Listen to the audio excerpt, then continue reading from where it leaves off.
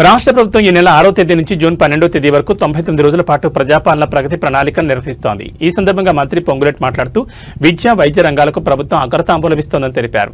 మారుమూల గ్రామాల్లోనూ వైద్య సేవలు అందుబాటులో ఉండేలా చూడాలని, ఆసుపత్రిలో సిబ్బంది కొరత లేకుండా చర్యలు తీసుకోవాలని ఆదేశించారు. ముఖ్యంగా పాఠశాల వాహనాలకు ఫిట్నెస్ లేకపోతే కఠిన చర్యలు తీసుకోవాలని, ప్రతి బస్సును జీపీఆర్ఎస్ ద్వారా పర్యవేక్షించాలని అధికారులను హెచ్చరించారు. ప్రభుత్వ ఆసుపత్రుల్లో వైద్యుల కొరత లేకుండా చూడాలని, మారుమూల గ్రామాల్లో వైద్య సేవలు అందుబాటులో ఉంచాలని సూచించారు. పాఠశాల వాహనాలకు ఫిట్నెస్ లేకపోతే కఠిన చర్యలు తీసుకోవాలని, జీపీఆర్ఎస్ ద్వారా వాటిని పర్యవేక్షించాలని ఆదేశించారు. స్లమ్ ఏరియాలో ఇందిరమేళ్ల నిర్మాణాన్ని వేగవంతం చేయాలని, మార్చి నెలాఖరుకల్లా పూర్తి చేయాలని లక్ష్యాన్ని నిర్దేశించారు. గ్రౌండ్ కాని ఇండ్లను లబ్ధిదారుల అంగీకారంతో రద్దు చేయాలని సూచించారు. ప్రతి హాస్టల్కు ఒక ప్రత్యేక అధికారి నియమించాలని, అధికారులు విద్యార్థులతో కలిసి భోజనం చేస్తూ క్షేత్రస్థాయి పరిస్థితులను పరిశీలించాలని మంత్రి ఆదేశించారు. సంబంధించిన ప్రోగ్రామ్స్ గురించి ఐటమ్ వేసి నాకు తెలిసి చాలా వరకు అనుకుంటున్నాను. మరొకసారి ఈ కార్యక్రమంలో పాల్గొంచుకున్న అధికారులకి, ప్రజాప్రతినిధులకి, మీడియా మిత్రులందరికీ పేరు పేరు మరొకసారి మనస్ఫూర్తిగా అభినందనలు తెలియజేసుకుంటూ, ప్రధానమైన అంశాలు ఇన్డెప్త్ గా ఏవైతే ప్రజాప్రతినిధులు మీరు మాట్లాడిన తర్వాత వారి సూచనలు, సలహాలు ఇచ్చారో వాటన్నింటినీ కూడా పాటించాలని,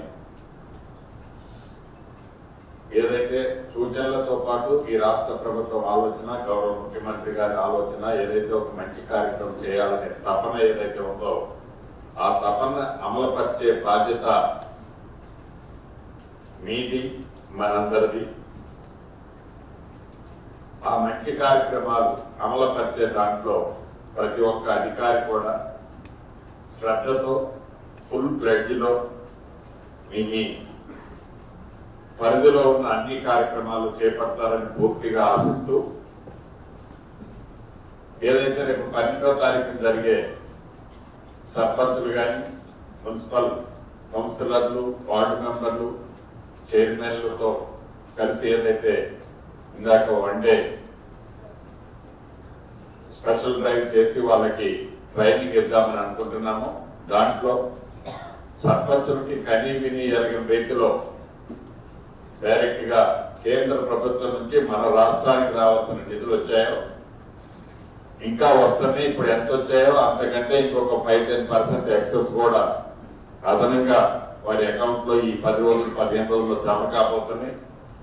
ఆ డబ్బు అంతా కూడా సద్వినియోగం అయ్యే విధంగా ఎవరైతే డిపిఓలు వివిధ జిల్లాల్లో ఉన్నారో, అధికారులు ఉన్నారో, కరెక్ట్ గా వాళ్ళ స్పెషల్ డ్రైవ్ లో భాగంగా ఎక్స్క్లూజివ్లీ దాని మీద ఒక్క పైసా కూడా దుర్వినియోగం కాకుండా, ఏదో డబ్బు వచ్చింది గౌరవగా అటు సెక్రటరీ, ఇటు సర్పంచి ఇద్దరు సిగ్నేచర్ చేసుకొని విత్డ్రా చేయకుండా ఆ గ్రామానికి, ఆ ప్రాంతానికి అభివృద్ధి జరిగే విధంగా ప్రత్యేక శ్రద్ధ తీసుకోవడానికి అవసరమైతే ఎక్స్క్లూజివ్లీ ఆ సెక్టార్ కోసం ఒక ఆఫీసర్ మీరు నియమించుకోవాలని కూడా ఈ వేదిక ద్వారా గౌరవ కలెక్టర్లను ఆదేశిస్తున్నారు.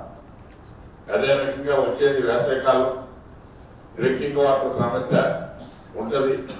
ఆ డ్రింకింగ్ వాటర్ సంబంధించిన సమస్యలు పంచాయతీలకు సంబంధించిన దాంట్లో అవసరమైతే మన నిధులు కానీ, ఆ నిధులు కానీ వాడి ఎక్కడ తాగునీరు సమస్య రాకుండా, పట్టణ ప్రాంతాల్లో కూడా తాగునీరు సమస్య రాకుండా ఉండే విధంగా కూడా ప్రత్యేకమైన చర్యలు చేపట్టండి.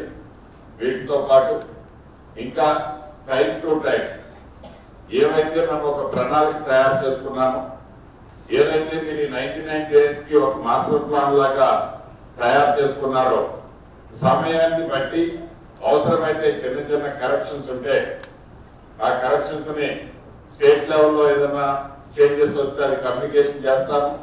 మీ జిల్లాల పరిధిలో కూడా కరెక్షన్ చేసి ఆ ప్రోగ్రామ్ ఏదన్నా విత్ ఇన్ ది ప్లాన్ లో కరెక్షన్ చేసుకునే అవసరం ఉంటే చేసుకునే విధంగా జిల్లా కలెక్టర్లుగా మీరు చర్యలు చేపట్టాలని.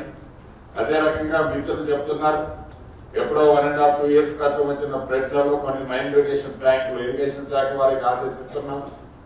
మైన్ ఇరిగేషన్ ట్యాంకులు కొన్ని తెగిని ఇంకా రెక్టిఫై కాలేదని, అటువంటి ఏదంటే ఇమీడియట్ గా ఇది వర్కింగ్ సీజన్ కాబట్టి వాటికి సంబంధించినవి కూడా ఎస్టిమేట్స్ ఎమ్మటే తయారు చేసి ప్రభుత్వానికి పంపించితే శాంక్షన్ చేపిస్తానని కూడా తెలుపుతూ, చివరిగా మీకు చెప్పదలుచుకుంటే ఒకటే, సురేఖకి చెప్పినట్లు ఈ ప్రభుత్వం ఆలోచన మీకు తెలియదు కాదు.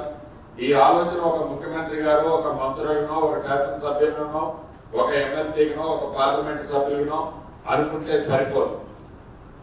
లక్షల్లో ఉన్న ఎంప్లాయీస్ గా ఉన్న మీరు ఈ ప్రభుత్వం యొక్క ఆలోచనని ప్రజల వద్దకి చేర్చి దాన్ని డెలివర్ చేయాల్సిన బాధ్యత ప్రభుత్వ ఉద్యోగుల కంటే కూడా ఒక మంచి అవకాశం మీకు ఉన్నది. కాబట్టి ఈ రోజు ఒక దగ్గర కలెక్టర్ ఉంటారు, రేపు మళ్ళీ మీరు కలెక్టర్ చేయాలనే ఆప్షన్ కావాలన్నా ఒక 3 years 4 years తర్వాత ఇంకొక పొజిషన్ మీరు వెళ్తారు. కలెక్టర్ గా మీరు చేయాల్సింది ఆ రోజు చేయాలనుకుంటే చేయలేరు.